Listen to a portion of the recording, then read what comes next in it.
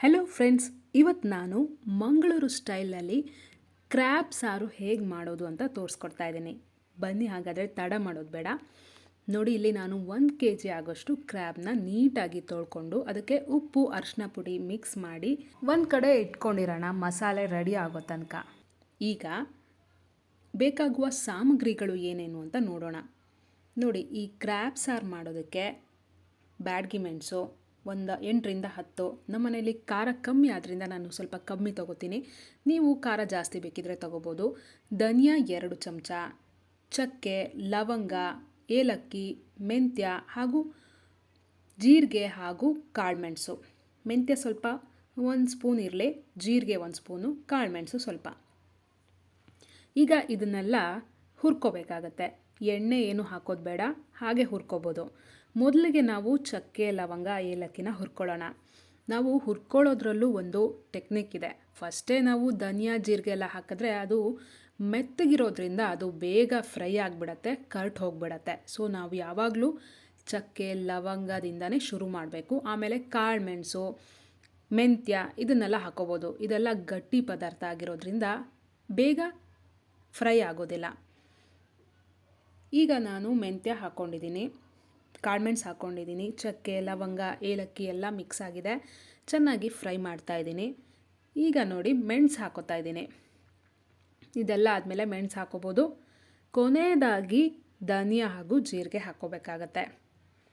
ಇದು ಒಳ್ಳೆ ಸ್ಮೆಲ್ ಬರೋ ತನಕ ಹುರಿಬೇಕು. ತುಂಬ ಕರ್ಟ್ ಹೋಗೋಷ್ಟು ಹುರಿಬಾರ್ದು, ಸಾರು ಚೆನ್ನಾಗಿ ಆಗೋದಿಲ್ಲ.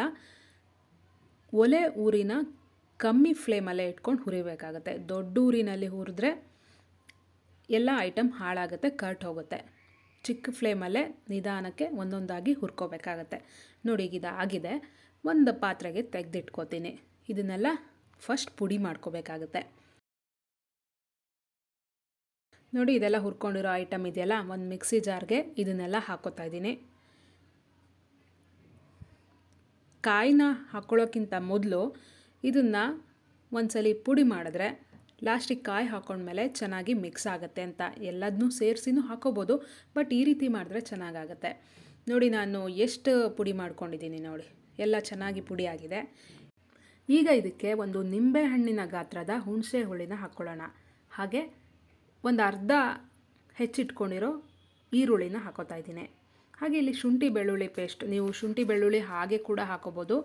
ನನ್ನ ಹತ್ರ ಪೇಸ್ಟ್ ಮಾಡಿರೋದು ಇದ್ದಿದ್ದರಿಂದ ಪೇಸ್ಟ್ನ ಹಾಕೋತಾ ಇದ್ದೀನಿ. ಇದು ಮನೇಲೇ ಮಾಡಿರೋವಂಥದ್ದು. ಇದನ್ನು ಒಂದು ಅರ್ಧ ಸ್ಪೂನ್ ಈಗ ಹಾಕೋತೀನಿ, ಅರ್ಧ ಸ್ಪೂನ್ ಆಮೇಲೆ ಒಗ್ಗರಣೆಗೆ ಹಾಕ್ಕೊಂಡ್ರೆ ಚೆನ್ನಾಗಿರುತ್ತೆ. ಈಗ ಇದನ್ನು ಹಾಕ್ಕೊಂಡು ಈಗ 1 ಕಾಯಿ ಆಗೋಷ್ಟು ತುರಿದಿಟ್ಕೊಂಡಿರೋದಿದು, ಒಂದು ಫುಲ್ ಕಾಯಿ. ಇದರಲ್ಲಿ ಅರ್ಧ ಭಾಗ ಹಾಕ್ಕೊಂಡ್ರೆ ಸಾಕು. 1 kg ಕ್ರ್ಯಾಬಿಗೆ ಅರ್ಧ ಕಾಯಿ ಸಾಕಾಗತ್ತೆ. ನೋಡಿ, ಕಾಯಿನ ಹಾಕ್ಕೊಂಡು ಎಲ್ಲನೂ ಚೆನ್ನಾಗಿ ಮಿಕ್ಸ್ ರುಬ್ಕೊಂಡು ಬರಬೇಕಾಗತ್ತೆ. ರುಬ್ಬುವಾಗಲೂ ಅಷ್ಟೇ, ತುಂಬ ನೈಸ್ ಆಗಬೇಕಂತನೂ ಇಲ್ಲ, ತುಂಬ ತರಿತರಿಯಾಗೂ ಇರಬಾರ್ದು, ಮೀಡಿಯಮಲ್ಲಿ ಇರಬೇಕು. ನೋಡಿ, ಇದಕ್ಕೆ ಸ್ವಲ್ಪ ಅರಿಶಿನ ಪುಡಿನೂ ಮಿಕ್ಸ್ ಮಾಡಿಕೊಂಡು ಹಾಗೆ 1 ಗ್ಲಾಸ್ ನೀರನ್ನ ಹಾಕ್ಕೊಂಡು, ನೀರನ್ನ ನೋಡ್ಕೊಂಡು ಹಾಕೋಬೋದು. ಮೊದಲಿಗೆ ಜಾಸ್ತಿ ನೀರು ಹಾಕ್ಕೊಳ್ಳೋಕೆ ಹೋಗಬೇಡಿ, ರುಬ್ತಾ ನೋಡಿಕೊಂಡು ನೀರು ಹಾಕೋಬೇಕಾಗತ್ತೆ. ತುಂಬ ತರಿತರಿಯಾಗೂ ಇಲ್ಲ, ಸರಿಯಾಗಿದೆ. ಇದು ಕ್ರ್ಯಾಬ್ ಸಾರಿಗೆ ಸರಿಯಾದ ಪ್ರಮಾಣದಲ್ಲಿ ರುಬ್ಕೊಂಡು ಬಂದಿರೋವಂಥದ್ದು. ಈಗ ಒಂದು ಬಾಣಲಿಗೆ ಒಂದು 2 ಸ್ಪೂನ್ ಆಗೋಷ್ಟು ಎಣ್ಣೆ ಹಾಕೋತಾ ಇದ್ದೀನಿ. 2 ಹಸಿಮೆಣಸು ಹೆಚ್ಚಿಟ್ಕೊಂಡಿದ್ದೆ, ಅದನ್ನು ಹಾಕೋತೀನಿ. ನಿಮಗೆ ಖಾರ ತುಂಬ ಜಾಸ್ತಿ ಆಗುತ್ತೆ ಅನ್ನೋಂಗಿದ್ರೆ ಇದನ್ನು ಸ್ಕಿಪ್ ಮಾಡಲೂಬೋದು, ರುಚಿ ಚೆನ್ನಾಗಾಗುತ್ತೆ ಹಸಿಮೆಣಸು ಹಾಕಿದ್ರೆ. ಈಗ ಹೆಚ್ಚಿಟ್ಕೊಂಡಿರೋ ಈರುಳ್ಳಿ, ಇದು 2 ಈರುಳ್ಳಿ ಆಗೋಷ್ಟಿದೆ.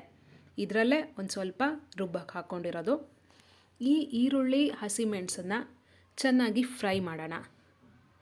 ಒಂದು ಮಧ್ಯಮ ಉರಿಯಲ್ಲಿ ಚೆನ್ನಾಗಿ ಫ್ರೈ ಮಾಡಬೇಕಾಗುತ್ತೆ. ಈರುಳ್ಳಿ ಚೆನ್ನಾಗಿ ಫ್ರೈ ಆದಷ್ಟು ಒಳ್ಳೆ ಟೇಸ್ಟ್ ಬರುತ್ತೆ. ಅದು ಸಾರಾಗಲಿ ಪಲ್ಯ ಆಗಲಿ ಯಾವುದೇ ಆಗಲಿ ಈರುಳ್ಳಿ ಚೆನ್ನಾಗಿ ಫ್ರೈ ಆಗೋದು ಇಂಪಾರ್ಟೆಂಟು.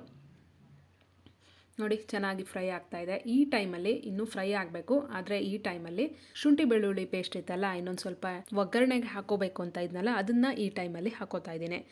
ಶುಂಠಿ ಬೆಳ್ಳುಳ್ಳಿ ಪೇಸ್ಟ್ ಹಾಕೊಳ್ಳೋದ್ರಿಂದ ಒಳ್ಳೆ ಫ್ಲೇವರ್ ಬರುತ್ತೆ, ಆರೋಗ್ಯಕ್ಕೂ ಒಳ್ಳೆಯದು, ಜೀರ್ಣ ಆಗುತ್ತೆ.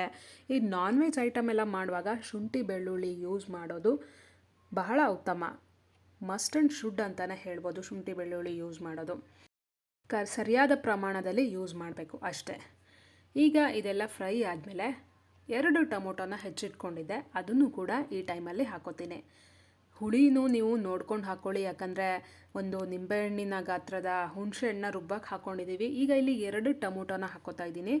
ನಿಮಗೇನಾದರೂ ಹುಳಿ ಜಾಸ್ತಿ ಆಗುತ್ತೆ ಅನ್ನೋ ಹೋಗಿದ್ರೆ ಟೊಮೊಟೊನ ಅಥವಾ ಹುಣಸೆ ಹುಳಿನ ಕಮ್ಮಿ ಅಥವಾ ಜಾಸ್ತಿ ಮಾಡ್ಕೋಬೋದು, ನಿಮ್ಮ ಟೇಸ್ಟಿಗೆ ತಕ್ಕಂಗೆ ಹಾಕೋಬೋದು. ಈಗ ಟೊಮೊಟೊ ಈರುಳ್ಳಿ ಎಲ್ಲನೂ ಚೆನ್ನಾಗಿ ಮಿಕ್ಸ್ ಆಗಲಿ, ಚೆನ್ನಾಗಿ ಬೇಯಲಿ. ಟೊಮೊಟೊ ಮೆತ್ತಗಾಗಬೇಕು. ಮೆತ್ತಗಾದಮೇಲೆ ಈಗ ನಾವೇನು ಕ್ರ್ಯಾಬ್ನ ತೊಳೆದು ಉಪ್ಪು ಅರಿಶಿನ ಪುಡಿ ಹಾಕಿ ಇಟ್ಕೊಂಡಿದ್ವಲ್ಲ, ಅದನ್ನು ಈ ಟೈಮಲ್ಲಿ ಈ ಒಗ್ಗರಣೆಗೆ ಹಾಕ್ಕೊಳ್ಳೋಣ. ಕ್ರ್ಯಾಬ್ ಈ ಒಗ್ಗರಣೆಯಲ್ಲಿ ಚೆನ್ನಾಗಿ ಬೇಯಬೇಕಾಗತ್ತೆ. ಈ ಟೈಮಲ್ಲಿ ನೀರೇನು ಹಾಕ್ಕೊಳ್ಳೋದು ಬೇಡ, ಯಾಕಂದರೆ ಕ್ರ್ಯಾಬಿಂದನೇ ನೀರು ಬಿಡೋದ್ರಿಂದ ನೀರೇನು ಹಾಕ್ಕೊಳ್ಳೋ ಅವಶ್ಯಕತೆ ಇಲ್ಲ, ಅದರಲ್ಲೇ ಚೆನ್ನಾಗಿ ಬೇಯುತ್ತೆ. ಅರ್ಧ ಬೆಂತು ಅನ್ನುವಾಗ ನಿಮಗೆ ಗೊತ್ತಾಗುತ್ತೆ, ಸ್ಮೆಲ್ ಬರುತ್ತೆ. ಆ ಟೈಮಲ್ಲಿ ನಾವು ಏನು ಮಸಾಲೆ ರುಬ್ಬಿಟ್ಕೊಂಡಿದ್ವಲ್ಲ ಅದನ್ನು ಇದಕ್ಕೆ ಮಿಕ್ಸ್ ಮಾಡ್ಕೋಬೇಕಾಗತ್ತೆ. ಮಸಾಲೆಗೆ ನೀರು ಮಿಕ್ಸ್ ಮಾಡುವಾಗ ನಿಮ್ಮ ಟೇಸ್ಟಿಗೆ ಅನುಗುಣವಾಗಿ, ಅಂದರೆ ನಿಮಗೆ ಸೆಮಿ ಗ್ರೇವಿ ಬೇಕು ಅಂದರೆ ಸ್ವಲ್ಪ ನೀರು ಹಾಕ್ಕೊಳ್ಳಿ, ಇಲ್ಲ ತುಂಬ ಸಾರು ಥರ ಬೇಕು ಅಂದರೆ ಜಾಸ್ತಿ ನೀರು ಹಾಕ್ಕೋಬೋದು, ಇಲ್ಲ ಗಟ್ಟಿ ಗಟ್ಟಿಯಾಗಿ ಸುಕ್ಕ ಟೈಪ್ ಇರಲಿ ಅಂದರೆ ನೀರು ಹಾಕ್ಕೊಳ್ಳೋ ಅವಶ್ಯಕತೆ ಇರಲ್ಲ. ಈ ಮಸಾಲೆನೇ ಸಾಕಾಗತ್ತೆ. ನಿಮಗೆ ಹೇಗೆ ಬೇಕು ಹಾಗೆ ನೀರನ್ನ ಹಾಕ್ಕೋಬೋದು. ನನಗಿಲ್ಲಿ ಸೆಮಿ ಗ್ರೇವಿ ಥರ ಬೇಕು ಅಂತಿದ್ದರಿಂದ ನಾನು ನೀರನ್ನ ಅದಕ್ಕೆ ಅನುಗುಣವಾಗಿ ಹಾಕ್ಕೊಂಡಿದ್ದೀನಿ. ನೀರೆಲ್ಲ ಹಾಕಾದ್ಮೇಲೆ ಚೆನ್ನಾಗಿ ಮಿಕ್ಸ್ ಮಾಡ್ಕೋಬೇಕಾಗತ್ತೆ. ಮಸಾಲೆ ಎಲ್ಲ ಕ್ರ್ಯಾಬ್ಗೂ ತಾಗಬೇಕು, ಆ ರೀತಿ ಮಿಕ್ಸ್ ಮಾಡ್ಕೊಳ್ಳೋಣ. ಇದಕ್ಕೆ ಇನ್ನು ಉಪ್ಪು ಹಾಕ್ಕೋಬೇಕು. ಉಪ್ಪನ್ನು ಕೂಡ ನೀವು ಕ್ರ್ಯಾಬ್ ತೊಳೆದಾದ್ಮೇಲೆ ಉಪ್ಪು ಹಾಕ್ಕೊಂಡಿರ್ತೀರ, ಅದಕ್ಕೋಸ್ಕರ ಈಗ ಮಸಾಲೆಗೆ ಎಷ್ಟು ಬೇಕೋ ಅಷ್ಟು ಉಪ್ಪು ಮಾತ್ರ ಹಾಕ್ಕೊಂಡು ಚೆನ್ನಾಗಿ ಮಿಕ್ಸ್ ಮಾಡ್ಕೊಳ್ಳೋಣ. ಉಪ್ಪು, ಹುಳಿ, ಖಾರ ಯಾವ ಐಟಮಲ್ಲಿ ಚೆನ್ನಾಗಿರುತ್ತೋ ಆ ಐಟಮ್ ಚೆನ್ನಾಗಾಗತ್ತೆ. ಸೊ ಉಪ್ಪು, ಹುಳಿ, ಖಾರನ ನಿಮ್ಗೆ ಹೇಗೆ ಬೇಕೋ ಹಾಗೆ ಟೇಸ್ಟಿಗೆ ಅನುಗುಣವಾಗಿ ಹಾಕ್ಕೋಬೇಕಾಗತ್ತೆ. ನೋಡಿ, ಒಂದು ಕುದಿ ಬಂದಿದೆ, ತುಂಬ ಚೆನ್ನಾಗಿ ಬೇಯ್ತಾ ಇದೆ, ಸ್ಮೆಲ್ ಕೂಡ ಘಮ ಘಮ ಅಂತ ಬರ್ತಾ ಇದೆ. ನೋಡಿ ಬೆಂದಿದೆ, ನೋಡಿ ಕ್ರ್ಯಾಬ್ ತುಂಬ ಚೆನ್ನಾಗಿ ಬೆಂದಿದೆ.